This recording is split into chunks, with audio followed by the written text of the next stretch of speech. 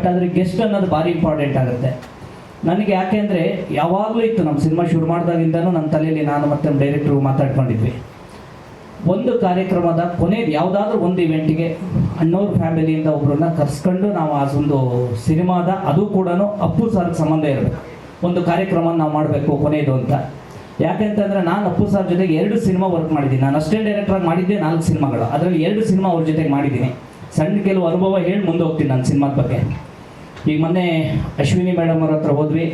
ಅವರು ತುಂಬ ಜನ ಮೀಟ್ ಆಗ್ತಾ ಇರ್ತಾರೆ, ತುಂಬ ಅಂದರೆ ತುಂಬ. ನಾನು ವರ್ಕ್ ಮಾಡಿ ಸುಮಾರು 16-17 ವರ್ಷದ ಹಿಂದೆ ಹೇಳ್ತಾ ಇರೋದು. ನಾನು PUC ಇದ್ದಾಗ ಅಸಿಸ್ಟೆಂಟ್ ಡೈರೆಕ್ಟ್ರಾಗಿ ಆಕಾಶ್ ಮತ್ತು ವೀರ ಕನ್ನಡಿಗ 2 ಸಿನಿಮಾ ವರ್ಕ್ ಮಾಡಿದ್ದೆ. ಇವತ್ತು ಮಹೇಶ್ ಬಾಬು ಅವರು ಬರಬೇಕಿತ್ತು, ಅವ್ರು ಬಂದಿಲ್ಲ. ಅದರಲ್ಲಿ ಸುಮಾರಷ್ಟು ಇನ್ಸಿಡೆಂಟ್ ಇದೆ ನನಗೇನಂದರೆ, ವೀರ ಕನ್ನಡಿಗ ಸಿನಿಮಾದಲ್ಲಿ ಹೈದರಾಬಾದಲ್ಲಿ ಮಾಡ್ತಾ ಒಂದು ಇನ್ಸಿಡೆಂಟ್ ಇತ್ತು. ವೀರ ಕನ್ನಡಿಗ ನೋಡಿರ್ಬೋದು, ಒಂದು ಅಪ್ಪು ಸರ್ ಡಬಲ್ ಆ್ಯಕ್ಟಿಂಗು.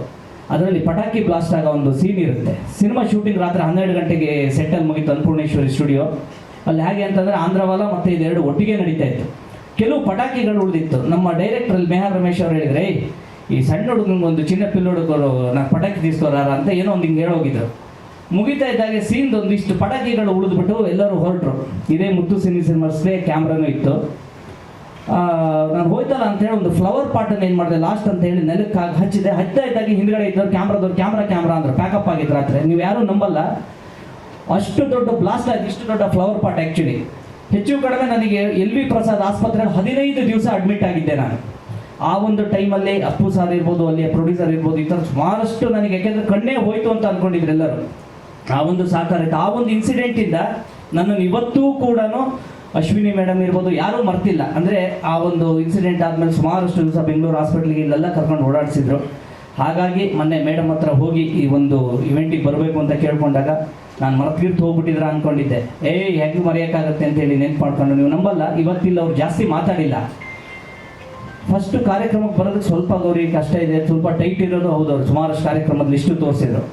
ಆದರೆ ಟ್ರೈಲರು ಮತ್ತು ಸಾಂಗ್ ನೋಡಿ ಅದು ಎಷ್ಟು ಖುಷಿ ಪಟ್ಟರು ಅಂತಂದರೆ, ಈಗ ಎಷ್ಟೊತ್ತಿಗೆ ಹೇಳಿ ನೀವು ಶನಿವಾರ ಯಾವ ಟೈಮಿಗೆ ಬರ್ಬೇಕು ಹೇಳಿ, ಖಂಡಿತವಾಗೂ ಮಾಡ್ಕೊಡ್ತೀನಿ, ನೀವು ಸಿನಿಮಾ ಯಾವಾಗ ತೋರಿಸ್ತೀರಿ ಅಂದರೆ ಅಷ್ಟು ಎಕ್ಸೈಟ್ಮೆಂಟಲ್ಲಿ ಅವ್ರು ಕೇಳಿದ್ರು. ಅಂದರೆ ಅದು ನಮ್ಗೆ ತುಂಬ ಖುಷಿ ಆಗೋಯ್ತು. ಈಗಲೂ ಕೂಡ ಇಲ್ಲಿದ್ದಾಗ ಹೇಳಿದ್ರು, ನೀವು ನಾಡು ಪ್ರೀಮಿಯರ್ ಶೋ ಇಟ್ಕೊಂಡಾಗ ಯಾವಾಗ ಏನು ಅಂತೇಳಿ, ಸಾಧ್ಯವಾದರೆ ಖಂಡಿತವಾಗೂ ಬರ್ತೀನಿ.